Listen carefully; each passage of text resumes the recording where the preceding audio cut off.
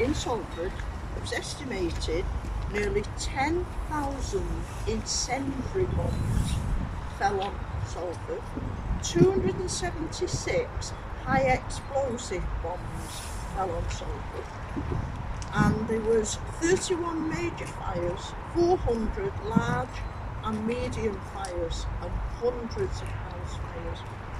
And those killed on the 2 nights were 197 people. 18 members of the police, fire, civil defence lost their lives. 8,000 houses were destroyed and damaged, and the windows of 3,500 houses were shattered. Reporting restrictions wouldn't allow it to say Salford or Manchester because it was the two together. In addition to a large number of relatives who came here, the mayor, the mayoress, deputy mayor, mayoress, member of the council, town clerk, treasurers, other officials, they were all present, and they had an impressive service at the graveside. A dais had been improvised in front of the grave, which is this one, where some of the coffins had been lowered before the service, and the topmost coffin of each row had been draped in a Union flag. Opposite the dais stood bereaved relatives, and a large crowd had gathered. The service was conducted by a rural dean, a Roman Catholic bishop, the superintendent minister of the Congregational Church, and a minister of Congregation of British Jews, 13 of which are unidentified. Twin babies, and this is I'm going to take this home to clean it up. The Friends of Salford Cemeteries asked Critchley's to do this little plaque here, because there were 2 children born and died on the day of the Blitz. The mum was called Bridget Smith, and they were born 2 months early, and their names were Bernard and Irene Smith.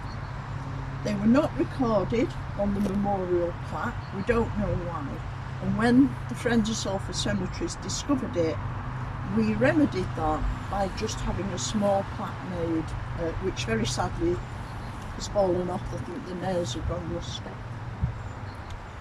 Bigland Street in Ortsall was nearly flattened, and 9 people lost their lives. West Bank Street was where a whole family lost their lives. 6 of the Holmes family were affected. Margaret, Harold and their baby Beryl, 9-month-old, also lost their lives, and Harold was home on leave from the army. Salford was a very densely populated city, with its main entrance in Ortsall, which was the main target. Now, there was a lady Watson. Should I remember that night as if it was yesterday?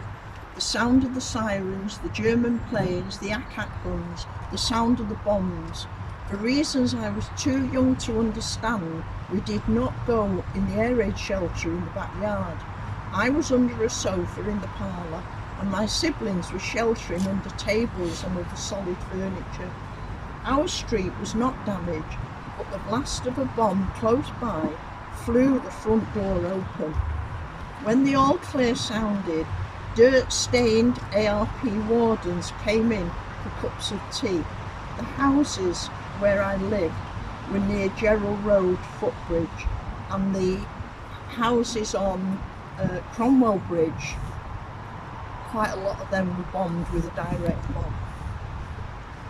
Her maternal great-grandmother's house in Pershire Street, Lower Broughton, was blitzed, but she was safe in the shelter.